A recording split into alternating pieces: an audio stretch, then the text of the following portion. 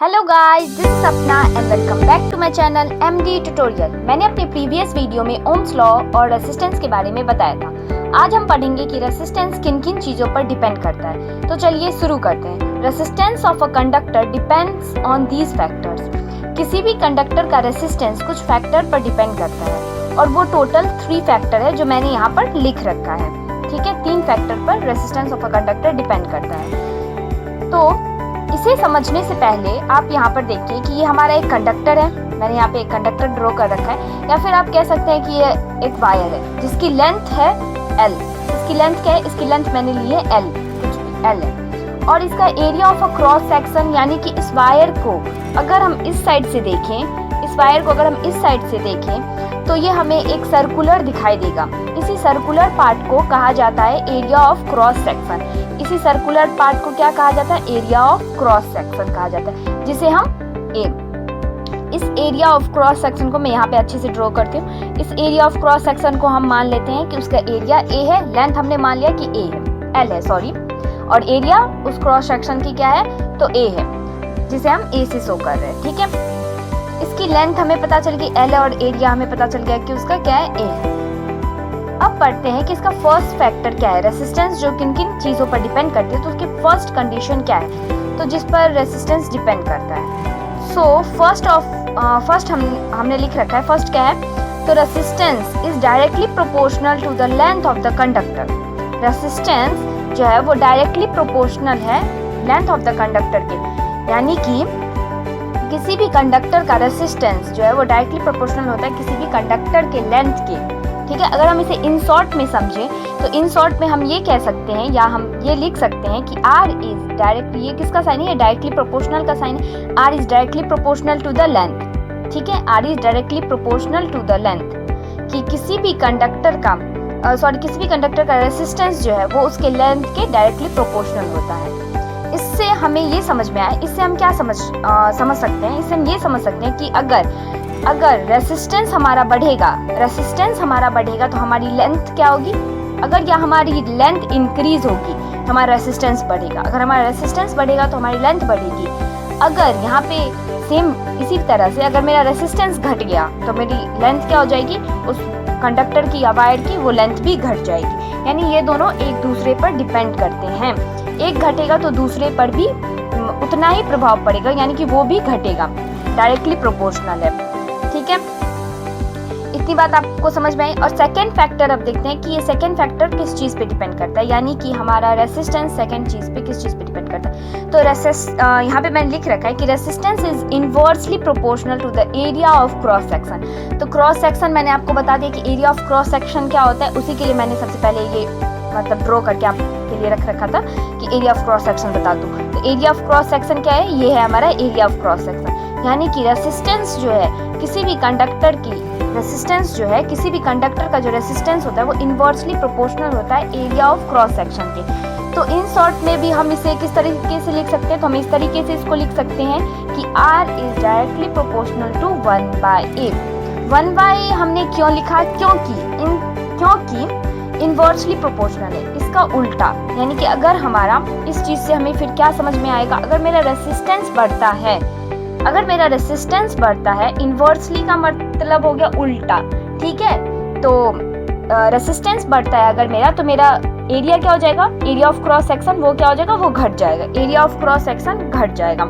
अगर area of cross section बढ़ेगा तो रेजिस्टेंस क्या हो जाएगा? रेजिस्टेंस घटेगा। अगर मेरा एरिया ऑफ क्रॉस सेक्शन बढ़ेगा तो मेरा रेजिस्टेंस क्या हो जाएगा? रेजिस्टेंस मेरा घट जाएगा।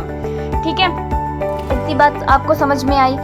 बिल्कुल, इसका मतलब क्या है कि अगर एक बढ़ेगा तो एक कम होगा, दोनों बिल्कुल ना अपोजिट होंगे एक दूसरे के। इसके बाद आता है हमारा थर्ड और सबसे इम्पॉर्टेंट फैक्टर, यानी कि नेचर ऑफ मटेरियल। यानी कि हमारा रेजिस्टेंस नेचर ऑफ मटेरियल पे भी डिपेंड करेगा, यानी जो भी हमारा कंडक्टर है वो किस मटेरियल से बना है, इस चीज़ पर भी रेजिस्टेंस डिपेंड करता है। मान लीजिए ये कंडक्टर सिल्वर का बना है, तो क्या होगा? सिल्वर का अगर मेरा कंडक्टर बना है तो इसका रेजिस्टेंस जो है वो कम होगा। और यानी अगर ये मान लीजिए यही कंडक्टर आयरन का बना हुआ होता तो इसका रेजिस्टेंस क्या होता? उसका रेजिस्टेंस हाई होता। ठीक है, तो रेसिस्टेंस जो है वो नेचर ऑफ द मटेरियल पे भी डिपेंड करता है। वो कैसे डिपेंड करता है वो हमने देख लिया। अब ऐसा क्यों होता है कि सिल्वर का कम होता है एंड आयरन का ज़्यादा होता है, वो हम आगे देखते हैं, ठीक है। तो अगर मैंने यहाँ पे बताया कि R is directly proportional to length, एक चीज़ बताई मैंने कि डायरेक्टली प्रोपोर्शनल है, और एक चीज़ और बताई मैंने आपको कि R is inversely proportional to area of cross section. अगर मैं इन दोनों को कंबाइन करके एक चीज़ बनाना चाहूँ, या मैं इन दोनों को इन शॉर्ट में लिखना चाहूँ कंबाइन करके, तो मैं लिख सकती हूँ कि R is directly proportional to L and R is inversely proportional to area. मेरे पास इन दोनों को कंबाइन करके ये आया, ठीक है।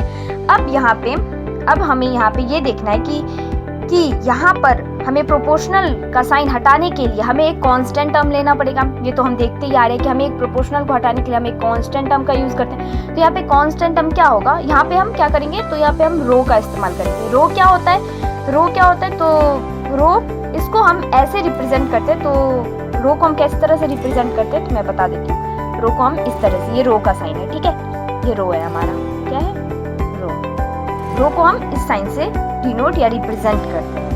तो हमारा रो क्या होता है, तो रो मटेरियल है, किसी भी एक मतलब मटेरियल की एक ऐसी प्रॉपर्टी है रो जो करंट को अपोज करती है, यानी कि करंट को ना आगे बढ़ने नहीं देती, करंट को अपोज करने का काम करती है, करंट को आगे नहीं बढ़ने देती, रोकने का काम करती है, ठीक है, अपोज करती है। तो रो का मतलब आपको समझ में आया कि एक मटेरियल की एक ऐसी प्रॉपर्टी है जो करंट को अपोज करती है या करंट को आगे नहीं फ्लो करने देती है, ठीक है। तो इसको हम कैसे करेंगे, तो यहाँ पे हम पहले ये प्रोपोर्शनल का साइन हटा देते हैं, तो यहाँ पे इक्वल का साइन आ जाएगा, R इज इक्वल्स टू, यहाँ पे रो का साइन आ जाएगा और L बाई A।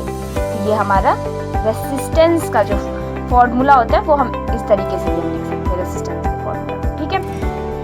इस रो को ही हम क्या कहते हैं, इस रो को हम क्या कहते हैं, तो रेसिस्टिविटी। इसको हम क्या कहते हैं, इसको हम रेसिस्टिविटी कहते हैं, इसी रो को रेसिस्टिविटी कहते हैं, इसी रो को, ठीक है। तो हमारा थर्ड पॉइंट जो हमने पढ़ा था कि नेचर ऑफ मटेरियल पर भी रेसिस्टेंस डिपेंड करता है, यानी कंडक्टर किससे बना है, अगर वो सिल्वर से बना है तो रेसिस्टेंस कम होगा, अगर वो आयरन से बना है तो ज़्यादा होगा। ये सब रो जो है ना रेसिस्टिविटी वो सिल्वर की कम होती है। ये सब किस पे, ये रो जो है ना वो रो सिल्वर की कम होती है, रेसिस्टिविटी सिल्वर की कम होती है, इसलिए रेसिस्टेंस जो है वो मतलब इसलिए सिल्वर का कम होता है, ठीक है, रेसिस्टिविटी कम होती है इसलिए। और अगर आयरन की बात करें तो आयरन में ना ज़्यादा होती है, इसलिए। तो आपको पता चला कि क्यों रेसिस्टेंस जो है वो कम होता है, नेचर ऑफ द मटेरियल पे भी डिपेंड करता है रेसिस्टेंस, रेसिस्टिविटी की वजह से, रो की वजह से, ठीक है। इतनी बात आपको समझ में आई। तो अब हमारे पास एक न्यू वर्ड आया है, रेसिस्टिविटी। तो इस पॉइंट को हम समझेंगे हमारे नेक्स्ट वीडियो में। अभी के लिए बस इतना ही। Thank you.